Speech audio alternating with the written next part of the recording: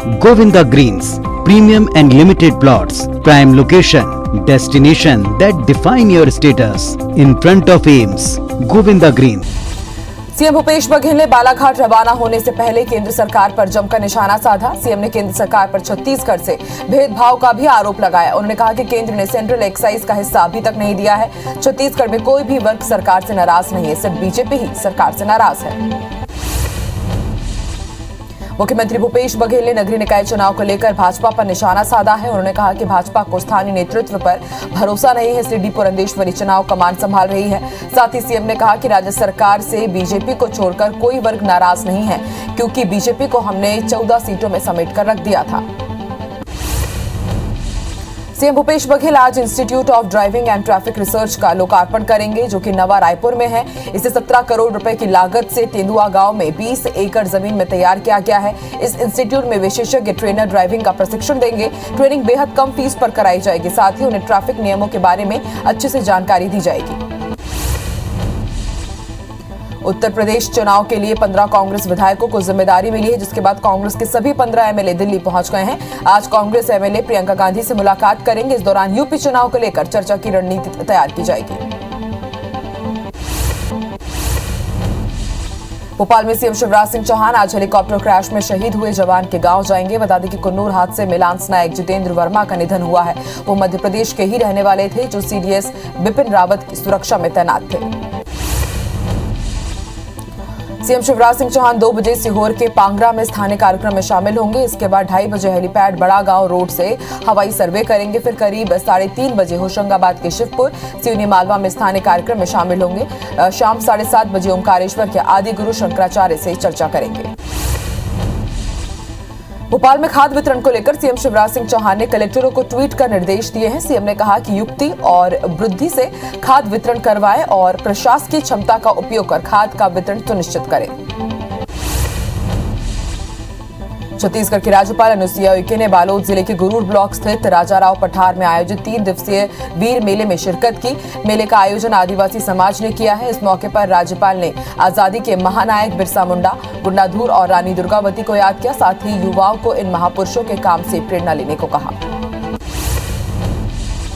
ग्वालियर में junior doctor की अनिश्चितकालीन हड़ताल लगातार जारी है। इस दौरान हड़ताल कर्मियों ने रूटीन और ओपीडी सेवाओं को बंद कर रखा है, जिसके कारण जय आरोग्य अस्पताल में स्वास्थ्य सेवाएं बिगड़ी हुई नजर आ रही हैं। वहीं अस्पताल प्रबंधन ने सीनियर डॉक्टरों के अवकाश निरस्त कर दिए हैं।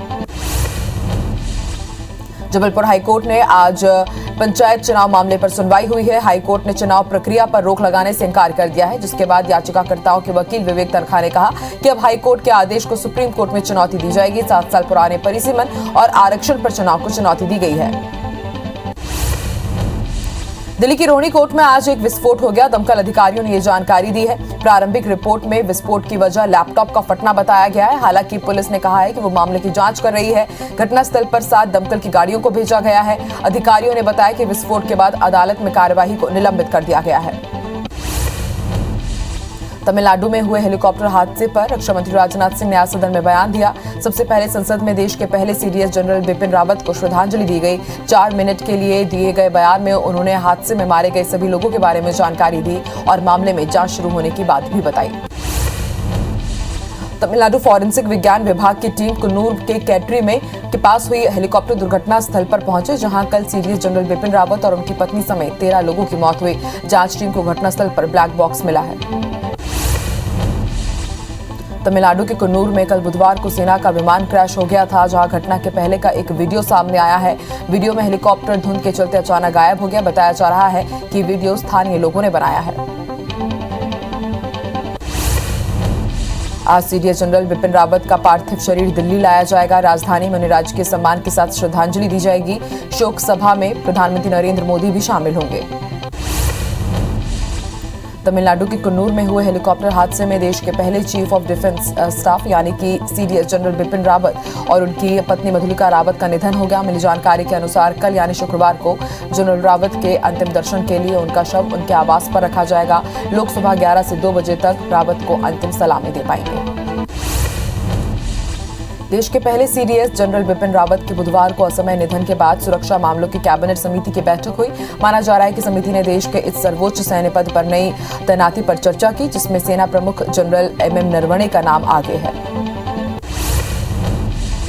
बिपिन रावत के निधन के कारण उनके गृह राज्य उत्तराखंड में 3 दिवसीय राजकीय शोक की घोषणा की गई है। वहीं राष्ट्रपति रामनाथ कोविंद, प्रधानमंत्री नरेंद्र मोदी, गृह मंत्री अमित शाह समेत तमाम विपक्षी नेताओं ने भी जनरल बिपिन रावत और अन्य के निधन पर शोक जताया।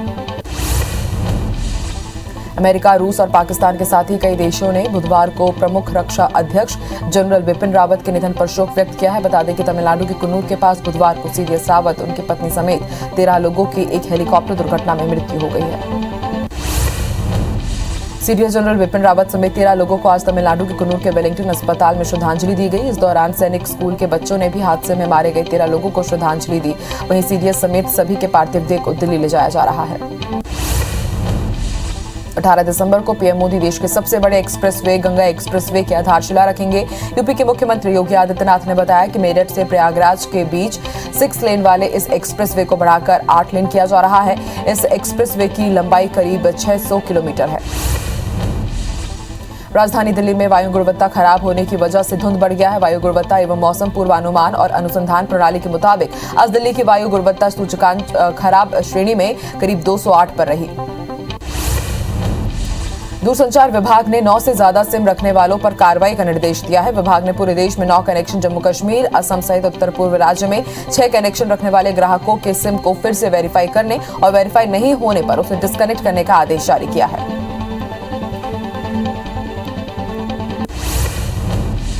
दुनिया भर में कोरोना के मामले बढ़ते हुए 26 करोड़ 80 लाख को पार कर गए हैं। वहीं कोरोना से मौत का आंकड़ा 52,94,000 को पार कर गया है। पूरी दुनिया में 24 करोड़ 12 लाख से ज्यादा मरीज कोरोना को हराकर स्वस्थ हो चुके हैं। वहीं दुनिया में एक्टिव मामले 2 करोड़ 14 लाख को पार कर गए हैं।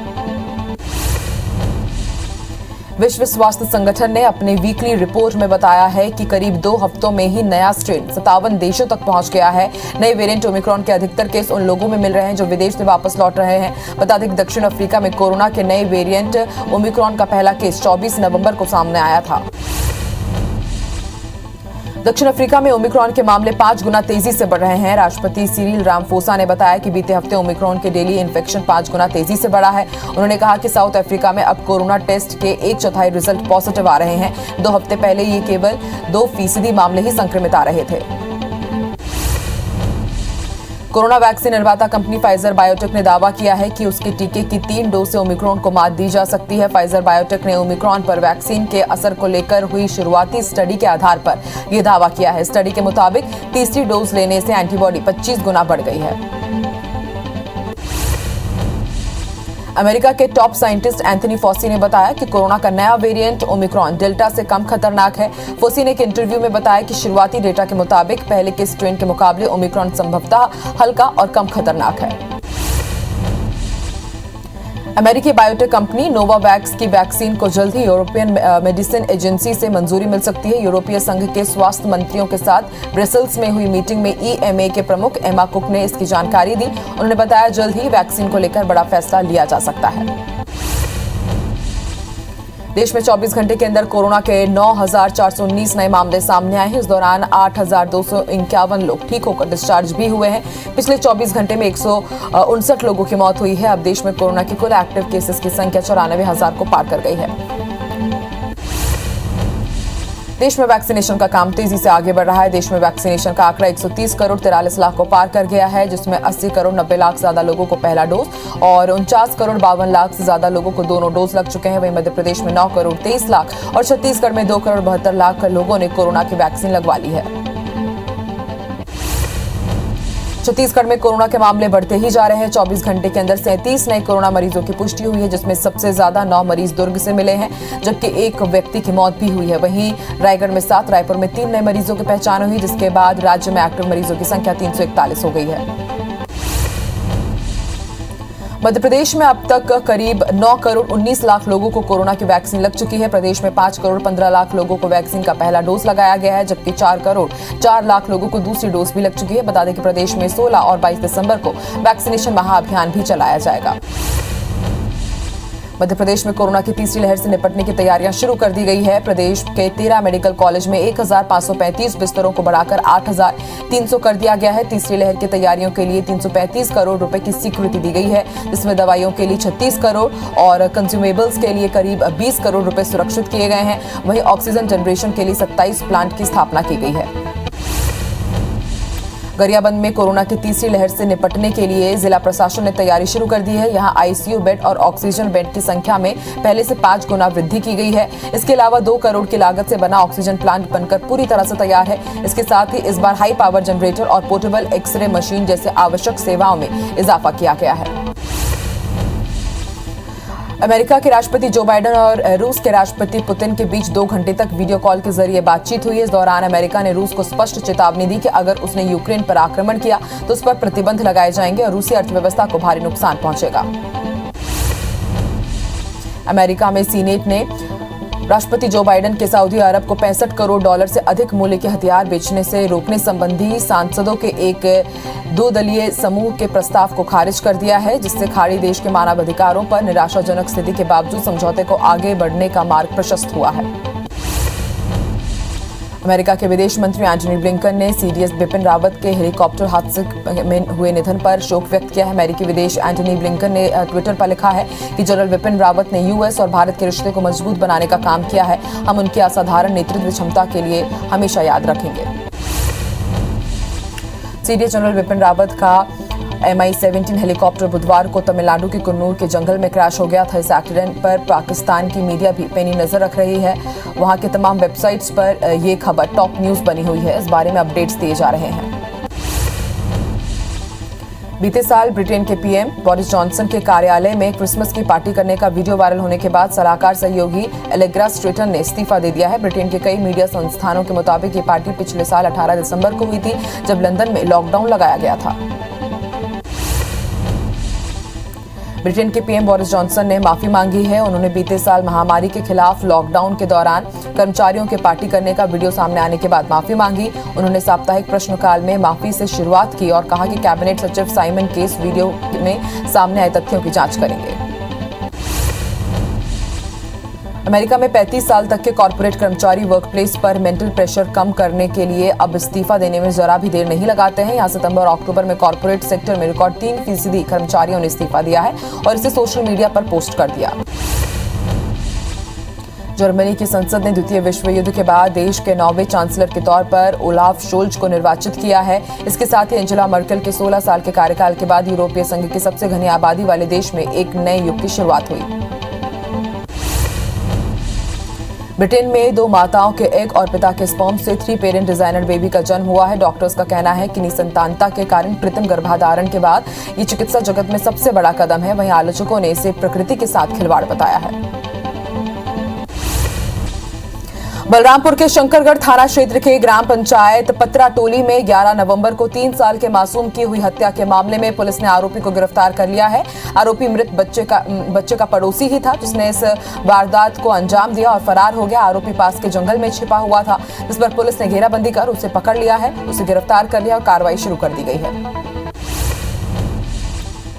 ग्वालियर में ताऊ की हत्या करने वाले 2 भाई और एक अन्य को जिला कोर्ट ने आजीवन कारावास की सजा सुनाई है। साथ ही 15-15 हजार रुपए का जुर्माना भी लगाया गया है। आरोपी राजेंद्र दिनेश और प्रेम किशोर राठौर ने 13 अगस्त 2021 को संपत्ति के लालच में बुद्धाराम की हत्या कर दी थी। लोरबी के खुड़िया धान खरीदी केंद्र में 2 युवकों ने शराब के पैसे न देने पर किसान पर चाकू से हमला कर दिया। मिली जानकारी के मुताबिक किसान अपने अन्य साथियों के साथ धान बेचने के लिए खुड़िया पहुंचा हुआ था। यहां पर 2 युवकों ने उस पर हमला कर दिया। घटना के बाद घायल किसान को अस्पताल में भर्ती किया गया है। वहीं नाराज किसान और ग्रामीणों ने आरोपियों की गिरफ्तारी की मांग की है। बालाघाट में सड़क निर्माण कार्य में लगे उपकरणों को नक्सलियों ने आग के हवाले कर दिया। नक्सलियों ने जेसीबी, रोड रोलर मशीन समेत अन्य उपकरणों में आग लगा दी। सड़क निर्माण कार्य रूपझर थाना क्षेत्र के बिठली और पाथरी के बीच मंडवा में हो रहा था। वारदात के बाद नक्सलियों ने बैनर पोस्टर भी लगाए हैं। रायपुर के सड्डू शराब दुकान में डकैती की कोशिश की गई। 10 से 12 हथियारबंद डकैतों ने कैश काउंटर में घुसने से मना करने पर सेल्समैन पर चाकू से हमला कर दिया, जिसकी हालत गंभीर बनी हुई है। फिलहाल घायल का इलाज अस्पताल में चल रहा है। वहीं वारदात के बाद सभी आरोपी मौके से फरार हो गए हैं, जिसकी तलाश पुलिस कर रही है। ग्वालियर पुलिस ने प्रॉपर्टी कारोबारी रामकुमार की हत्या की गुत्थी सुलझा ली है। पुलिस के मुताबिक अपमान का बदला लेने के लिए कांग्रेस नेता ब्रजेश राय और उसके भाई पंकज राय ने हत्या की सुपारी दी थी। दोनों भाइयों ने उसकी हत्या की सुपारी 20 लाख रुपए में दी थी। वारदात में सुपारी देने से लेकर गोलियों से भूनने तक कुल 6 आरोपी हैं, जिसमें 2 आरोपी गिरफ्तार कर लिए गए हैं। खंडवा में अवैध शराब के ठिकानों पर आबकारी विभाग ने कार्रवाई की है। कार्रवाई करते हुए विभाग ने 10 लाख रुपए की हाथ भट्टी शराब और महुआ लाहन जब्त किया है। जानकारी के मुताबिक अलग अलग क्षेत्रों में करीब 10 भट्टियों को नष्ट किया गया और 20,400 किलो महुआ को जब्त किया गया। मुरैना जिले के जोरा तहसील में पदस्थ पटवारी का रिश्वत लेते हुए एक वीडियो सोशल मीडिया में वायरल हो रहा है। वीडियो वायरल होने के बाद एडीएम नरोत्तम भार्गव ने पूरे मामले की जांच कर कार्रवाई करने के निर्देश दिए हैं। बता दें कि खेत की किताब बनाने के नाम पर किसानों से 5,000 रुपए की रिश्वत ली जा रही थी। कांकेर के चरामा थाना क्षेत्र में एक महिला के साथ दुष्कर्म का मामला सामने आया है, जहां आरोपी ने डरा धमकाकर पहले दुष्कर्म किया और वीडियो बनाकर वायरल कर दिया। पीड़िता की शिकायत पर पुलिस ने मामला दर्ज कर आरोपी को हिरासत में लिया। धमतरी के एक घर में लिपाई पुताई करने गए मजदूर ने 95,000 नकदी रकम और मोबाइल पर हाथ साफ कर दिया। वहीं मामले की शिकायत के बाद कोतवाली पुलिस ने आरोपी को गिरफ्तार कर जेल भेज दिया। बताया जा रहा है कि जोधापुर वार्ड में मकान मालकिन अकेली रहती है और उसी दौरान आरोपी ने इस घटना को अंजाम दिया। गरियाबंद के पिपलखुटा में नक्सलियों ने निर्माण कार्य में लगे वाहनों में आग लगा दी, जिससे एजाक्स, पोकलेन समेत 5 से ज्यादा वाहन जलकर खाक हो गए हैं। हथियारबंद नक्सलियों ने घटना को अंजाम दिया। मशीनी सिंचाई विभाग के टैंक निर्माण में लगी थी। भिंड में चल रही 12वीं की अर्धवार्षिक परीक्षा के गणित और केमिस्ट्री के पेपर सोशल मीडिया पर लीक होने से हड़कंप मच गया। डीईओ ने मामले में एक शिक्षक को निलंबित करते हुए 5 सदस्यीय जांच दल का गठन किया है। वहीं कलेक्टर ने डीईओ को शो कॉज नोटिस जारी किया है। आरोपी की शिक्षक के बेटे ने ही पेपर आउट किया है। कोरबा के मांझा बहरा पनगवा गांव में एक बुजुर्ग ने जहर खाकर खुदकुशी करने की कोशिश की। इसकी सूचना मिलते ही डायल 112 की टीम मौके पर पहुंची और बुजुर्ग को आधा किलोमीटर तक खाट के सहारे पैदल चलाकर वाहन तक लेकर के आए, जिसके बाद उसे प्राथमिक स्वास्थ्य केंद्र में भर्ती कराया गया। भिलाई में रहने वाले मांजरे दंपति अब अपने मासूम बच्चे को बचाने के लिए दर दर भटकने को मजबूर है। दंपति के 3 महीने का बेटा रुद्रांश स्पाइनल मस्कुलर एट्रोफी नाम की बीमारी से ग्रसित है। ऐसी बीमारी लाखों में एक बच्चे को होती है। बच्चे का जीवन बचाने के लिए इंजेक्शन की जरूरत है, जिसकी कीमत 22 करोड़ रुपए है। इसके लिए पिता खिलेंद्र बंजारे ने सीएम समेत कई संस्थाओं में मदद की गुहार लगाई है। अंतर्राष्ट्रीय भ्रष्टाचार निषेध दिवस पर आज राजधानी रायपुर में एसीबी और ईओडब्ल्यू ने साइकिल रैली निकाली, जिसका समापन रायपुर पुलिस लाइन स्थित परेड मैदान में किया गया। ईओडब्ल्यू के निदेशक आरिफ एच शेख ने साइकिल रैली को हरी झंडी दिखाकर रवाना किया और खुद भी साइकिल रैली में शामिल होकर लोगों से भ्रष्टाचार के खिलाफ एक साथ खड़े रहने की अपील की। मध्य प्रदेश में उत्तर से बर्फीली हवा आने के कारण ठंड बढ़ने लगी है। भोपाल में रात का तापमान 3.1 डिग्री गिरकर 12.5 डिग्री पहुंच गया। वहीं पचमढ़ी में रात का तापमान 13 डिग्री दर्ज किया गया। बता दें कि प्रदेश में ग्वालियर शहर सबसे ठंडा रहा। मौसम विभाग की माने तो प्रदेश में 2 दिनों के अंदर और पारा गिरेगा। पश्चिम बंगाल के अलीपुरद्वार जिले में बक्स गांव में स्थानीय प्रशासन ने मरीजों के लिए पालकी एम्बुलेंस की शुरुआत की है। अलीपुरद्वार के डीएम ने बताया कि सामान्य एम्बुलेंस पहाड़ों पर ठीक से काम नहीं कर सकती, इसलिए हमने पालकी एम्बुलेंस की शुरुआत की है। मुख्यमंत्री भूपेश बघेल ने नगरीय निकाय चुनाव को लेकर भाजपा पर निशाना साधा है। उन्होंने कहा कि भाजपा को स्थानीय नेतृत्व पर भरोसा नहीं है, इसलिए डी पुरंदेश्वरी चुनाव कमान संभाल रही है। साथ ही सीएम ने कहा कि राज्य सरकार से बीजेपी को छोड़कर कोई वर्ग नाराज नहीं है, क्योंकि बीजेपी को हमने 14 सीट में समेट कर रख दिया था। सीएम भूपेश बघेल आज institute of driving and traffic research का लोकार्पण करेंगे, जो कि नवा रायपुर में है। 17 करोड़ रुपए की लागत से तेंदुआ गांव में 20 एकड़ जमीन में तैयार किया गया है। इस इंस्टीट्यूट में विशेषज्ञ ट्रेनर ड्राइविंग का प्रशिक्षण देंगे। ट्रेनिंग बेहद कम फीस पर कराई जाएगी। साथ ही उन्हें ट्रैफिक नियमों के बारे में अच्छे से जानकारी दी जाएगी। उत्तर प्रदेश चुनाव के लिए 15 कांग्रेस विधायकों को जिम्मेदारी मिली है, जिसके बाद कांग्रेस के सभी 15 एमएलए दिल्ली पहुंच गए हैं। आज कांग्रेस एमएलए प्रियंका गांधी से मुलाकात करेंगे। इस दौरान यूपी चुनाव को लेकर चर्चा कर रणनीति तैयार की जाएगी। भोपाल में सीएम शिवराज सिंह चौहान आज हेलीकॉप्टर क्रैश में शहीद हुए जवान के गांव जाएंगे। बता दें कि कुन्नूर हादसे में लांस नायक जितेंद्र वर्मा का निधन हुआ था। वो मध्य प्रदेश के ही रहने वाले थे, जो सीडीएस बिपिन रावत की सुरक्षा में तैनात थे। भोपाल में खाद वितरण को लेकर सीएम शिवराज सिंह चौहान ने कलेक्टरों को ट्वीट कर निर्देश दिए हैं। सीएम ने कहा कि कलेक्टर युक्ति और बुद्धि से खाद वितरण करवाएं और प्रशासकीय क्षमता का उपयोग कर खाद का वितरण सुनिश्चित करें। छत्तीसगढ़ की राज्यपाल अनुसुईया उइके ने बालोद जिले के गुरूर ब्लॉक स्थित राजा राव पठार में आयोजित 3 दिवसीय वीर मेले में शिरकत की। मेले का आयोजन आदिवासी समाज ने किया है।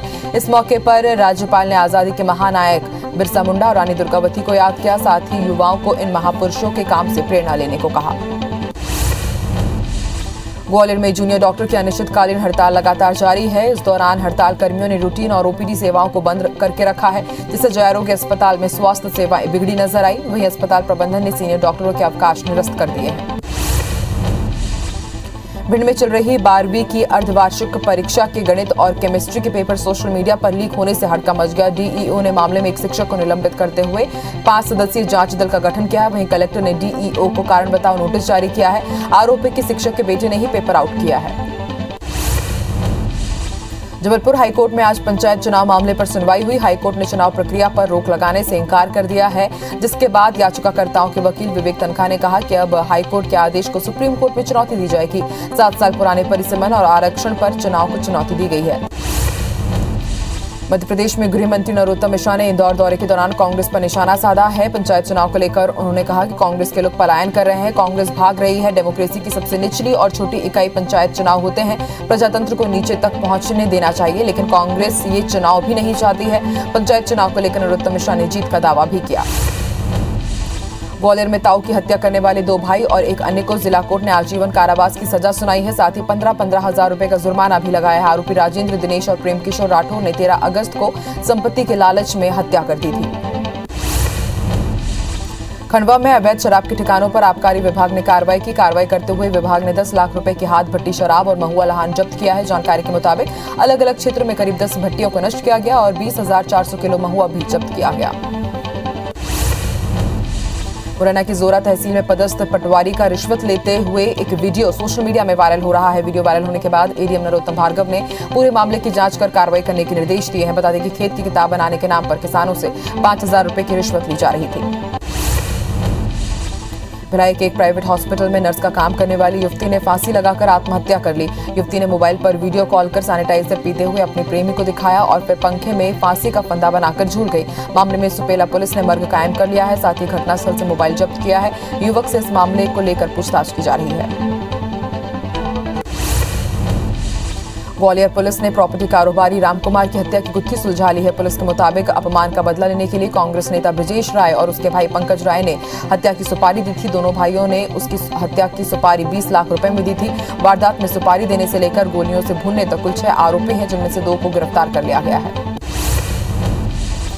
लोरमी के खुड़िया धान खरीदी केंद्र में 2 युवकों ने शराब के पैसे न देने पर किसान पर चाकू से हमला कर दिया। मिली जानकारी के मुताबिक किसान अपने अन्य साथियों के साथ धान बेचने के लिए खुड़िया पहुंचा हुआ था, जहां पर 2 युवकों ने उस पर हमला कर दिया। घटना के बाद घायल किसान को अस्पताल में भर्ती कराया गया। वहीं नाराज किसानों और ग्रामीणों ने आरोपियों की गिरफ्तारी की मांग की है।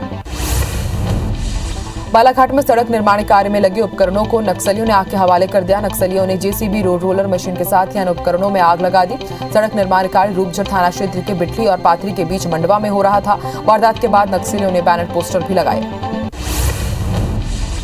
रायपुर की सड्डू शराब दुकान में डकैती की कोशिश की गई है। 10 से 12 हथियारबंद डकैतों ने कैश काउंटर में घुसने से मना करने पर सेल्समैन पर चाकू से हमला कर दिया, जिसकी हालत गंभीर है। फिलहाल घायल का इलाज अस्पताल में चल रहा है। वहीं वारदात के बाद सभी आरोपी मौके से फरार हैं, जिसकी तलाश पुलिस कर रही है।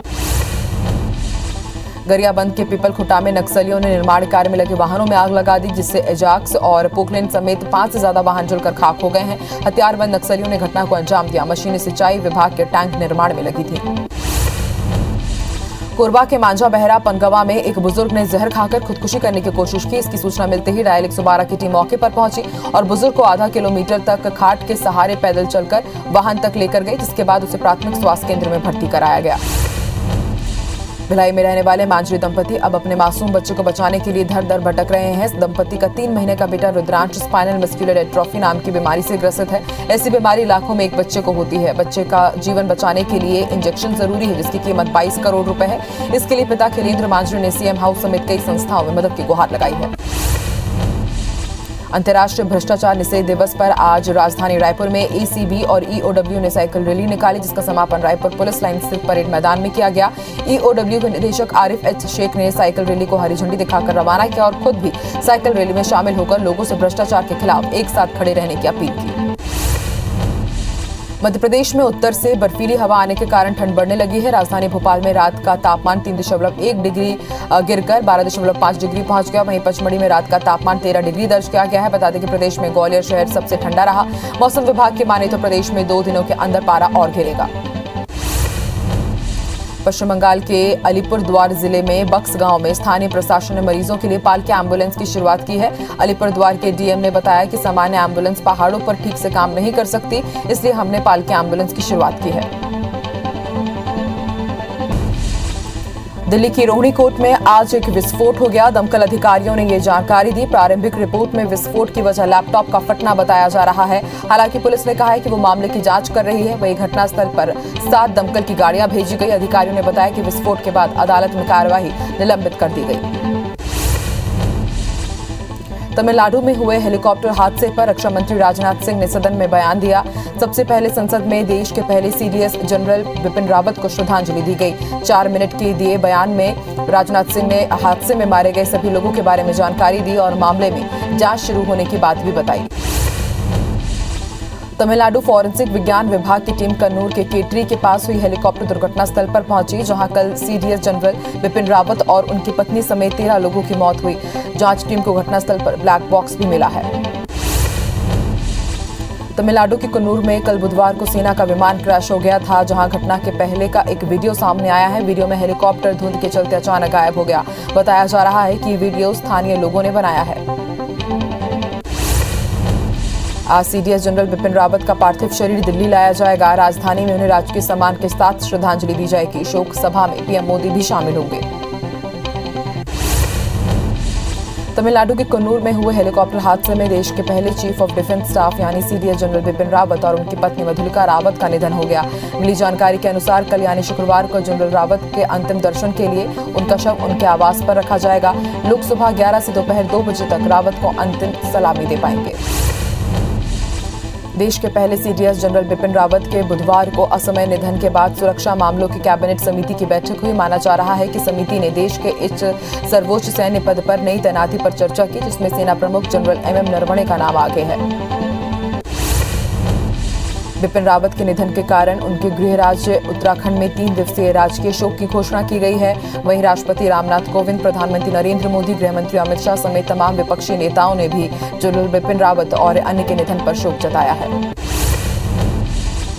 अमेरिका, रूस और पाकिस्तान के साथ ही कई देशों ने बुधवार को प्रमुख रक्षा अध्यक्ष जनरल बिपिन रावत के निधन पर शोक व्यक्त किया। बता दें कि तमिलनाडु में कन्नूर के पास बुधवार को सीडीएस रावत, उनकी पत्नी मधुलिका समेत 13 लोगों की एक हेलीकॉप्टर दुर्घटना में मृत्यु हो गई है।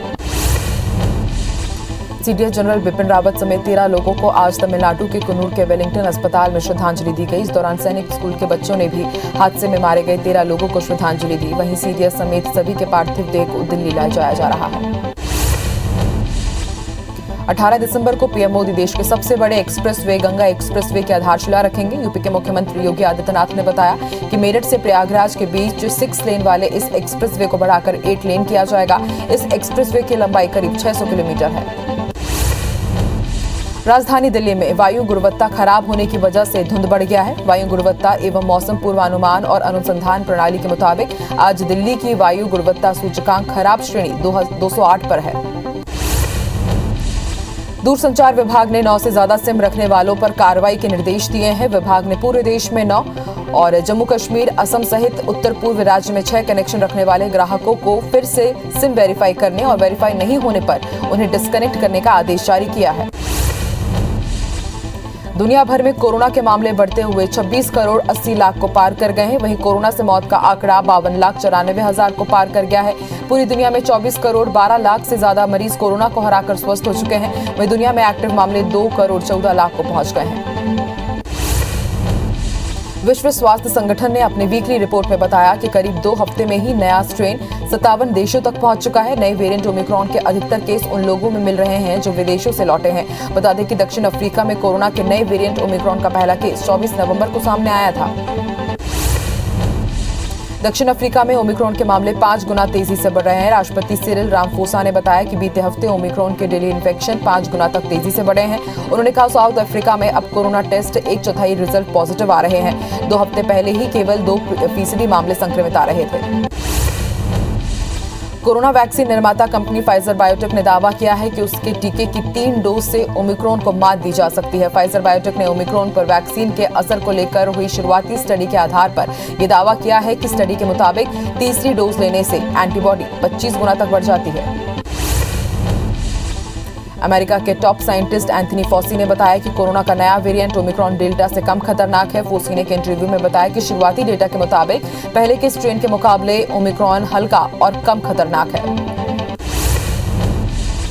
अमेरिकी बायोटेक कंपनी नोवावैक्स की वैक्सीन को जल्द ही यूरोपियन मेडिसिन एजेंसी से मंजूरी मिल सकती है। यूरोपीय संघ के स्वास्थ्य मंत्रियों के साथ ब्रसेल्स में हुई एक मीटिंग में EMA के प्रमुख एमा कुक ने इसकी जानकारी दी। उन्होंने बताया कि जल्द ही वैक्सीन को लेकर बड़ा फैसला लिया जा सकता है। देश में 24 घंटे के अंदर कोरोना के 9,419 नए मामले सामने आए हैं। इस दौरान 8,251 लोग ठीक होकर डिस्चार्ज भी हुए।